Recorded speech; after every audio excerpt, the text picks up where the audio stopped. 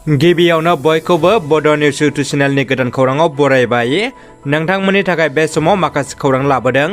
भिडिअखौ जोबजासे नायलांनो दाबाव आरो चेनेलाव गोदानब्ला अन्नानै साबस्क्राइब खालामना बेल आइकनआ अलाव होनानै ला आरो भिडिअखौ लाइक कमेन्ट शेयार खालामनो गुरै खावलायबाय।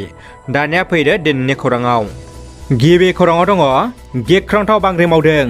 तुर्की हादराव गिख्रंथाव 7.8 मेगनिट्युड बांग्रि मावनायजों गोबां सुबुंफोरनि जिउ खहा जाबाय। तुर्की हादरनि सावस्रि मन्थ्रिया फोरमायथिनाय बायदिब्ला हादराव दिनै फुंनि समाव तुर्कीयाव 7.8 मेगनिट्युड बांग्रि मावनायनि जाहोनाव सा 568 सुबुंफोरनि जिउ खहा जाबाय।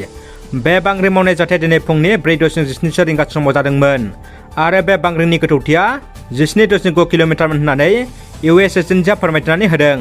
मख'नो गोनांदि बांग्रि मावनायनि जाहोनाव थैनायनि अनजिमाया बारायबावनो हागौ होनना सन्देह खालामदों। लोगोसे बे बांग्रि मावनायनि जाहोनाव गोबां दोहोन दौलत न' बां सिलिंखार जादों। दासिमबो रायजोआव सोलिगासिनो उन्दै बैसोआव जुलि जानायखौ हमनाया। आसामनि गिबि मन्थ्रि डक्टर हेमन्त बिश्व शर्माया फोरमायथिनाय बायदिब्ला उन्दै बैसोआव जुलि होनाय दायाव रायजो नाङै सुबुंफोरखौ हमनाया बारायनानै दासिम सा 2440 जाहैबाय। उननि समावबो हमनाया गोख्रै सोलिबाय थागोन होनना आसामनि गिबि मन्थ्रि डक्टर हेमन्त बिश्व शर्माया खौरां बिजोङाव गोख्रै बुंथिदों। बागुरुम्बा मोसानायखौ अपमान खालामदों। बर'नि हारिमु मोसानायखौ लाजिथाव खालामदों। बर'नि मुंदांखा हारिमु मोसानायखौ गुबुंले खालामदों। बागुरुम्बा मोसानायखौ अपमान खालामदों। बे बागुरुम्बा मोसानाया गुवाहाटीनि IITनि मोनसे हाबाफारियाव मोसानाय। बे मोसानाया ससियेल मिडियाआव गोबां भाइरेल जादों। थारैनो बेनि सायाव बर' हारिनि सानसुमा मेलेमजिबि हारिमु आफाद माहारि आफादफ्रा मा राहायै साननो गोनां। दानिया फैदो गुबुन मोनसे खौराङाव। क'क्राझार जिल्ला दतमा ब्लक कमिटि लाइमोन गांखं इउपिपिएल दलनि बानजायनायाव इन्टार प्राइमारि भलिबल गेलेनाय बादायलायनाय खुंफुंदों। मिरु लाइमोन गांखं इउपिपिएल दलनि बिथांखि आरो बिथोन बायदि गंफ्रोमबो ब्लक कमिटिनि सिङाव लाइमोनफोरनि गेजेराव भलिबल गेलेनाय बादायलायनाय खुंफुंनाय हाबाफारिया दासान्दि सोलिगासिनो दङ। थिग बेबायदिनो दिनै क'क्राझार जिल्लानि दतमा हायार सेकेन्डारिनि गेलेग्रा फोथाराव दतमा ब्लक कमिटि लाइमोन गांखं इउपिपिएल दलनि बानजायनायाव इन्टार प्राइमारि भलिबल गेलेनाय बादायलायनाय हाबाफारिखौ खुंफुंदों। बे भलिबल गेलेनाय बादायलायनाय हाबाफारिखौ दिनै बेखेवनानै होयो बिटिसिनि गेलेमु बिफाननि दावबायसा बर' बिथाङा। मिरु बनसुनि बोसोर जथुम्माया सोलिगासिनो। दतमानि हारिमु फोथार दिननिफ्राय जागायबाय। बर' माहारि फरायसा आफाद बनसुनि सेथि बोसोरसालिया जथुम्माया। बर' माहारि फरायसा आफाद बनसुनि सेथि बोसोरसालिया जथुम्मा खुंफुंदों।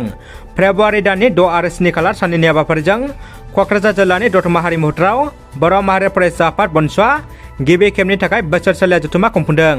मख'जाथावदि हाबाफारिनि गेजेरजों बर' हारिनि बायदि बिथिंनि जेंना जेंगोनाफोरनि सायाव गोथौयै सावरायलायगोन। बर'नि गेजेराव जालांनाय मोनथामबो गोरोबथायानो बर' हारिनि थाखाय थोजासे नङा। बेनिखायनो बनसुआ फैबाय थानाय समाव बर' हारिनि बायदि बिथिंनि जेंना जेंनाफोरनि सायाव हाबा मावलांगोन होनना मिथियो। हरिसिंगा बिया बाथौ गौथुमनि 37थि बोसोर जथुम्माया दिनै जोब्बाय। उदालगुरि जिल्लानि हरिसिंगा बिया बाथौ गौथुमनि खुंगा 37थि बोसोर जथुम्माया हरिसिंगानि सना फोथार सानथामनि 3, 4 आरो 5 फेब्रुवारि खालि बायदि मेहेरगोनां हाबाफारिजों खुंफुंजाबाय। सना फोथार खान्थालगुरि बर' गेजेर फरायसालिनि सेराव खुंनाय गेवलां मेलखौ बेखेवना होयो उदालगुरि जिल्ला बाथौ गौथुमनि गायनाथारि सलेन दैमारि बिथाङा। हरिसिंगा बिया बाथौ गौथुमनि आफादगिरि अलंबार बापुराम बर' आफाद सामलायनाय गेवलां मेलाव गाहाय आलासि महरै बाहागो लायो दुलाराय बाथौ गौथुमनि बोसोनगिरि पद्मश्री डक्टर मंगलसिं हाज'रिया। सायख'जानाय बुंथिगिरि आलासि महरै बाहागो लायो दुलाराय बाथौ गौथुमनि गायनाथारि गणेश दैमारिया। गेवलां मेलाव उदालगुरि जिल्ला बाथौ गौथुमनि आफादगिरि खान्दुराम बर', उदालगुरि जिल्ला बर' थुनलाइ आफादनि गाहाय नेथारि पिटार गोरा खुंग्रा दैमारि, दुलाराय बाथौ गौथुमनि बारग' फोसावथाय नेथारि ब्रह्म बाहान सोरगियारि आरो ओनसोलनि गोबां बाथौ सिबियारि दैदेनगिरिफ्रा बाहागो लायो। दानिया फैदो जोबथा खौराङाव। गुवाहाटीनि फालांगिरि रनजित बरानि बुथारनाय जाथायजों सोमोन्दो थानाय 7 दायनिगिरिफोरखौ पुलिसआ खाबाय। जाथायनि सायाव गुवाहाटी पुलिस कमिशनार दिगन्त बराया मोनसे खौरांगिरि मेलनि गेजेरजों फोरमायथिना होनाय बायदिब्ला गुवाहाटी पुलिसआ कामरुप आरो नलबारि पुलिसजों लोगो नांनानै मोनसे जथाय नायबिजिरनाय हाबाफारिखौ लानानै थांनाय 4 सानाव शाह आलम तालुकदार, सजाल आली, जयदेब महन्त, जितुमनि बर्मन आरो हरेन पाटगिरिखौ हमनो हाबाय आरो गुबुन सासे दायनिगिरिखौ हमनो थाखाय नायबिजिरगासिनो दं। बे जाथायनि गुबै दायनिगिरिया शाह आलम तालुकदार होननानै पुलिस कमिशनार दिगन्त बराया फोरमायथिनानै होबावदों।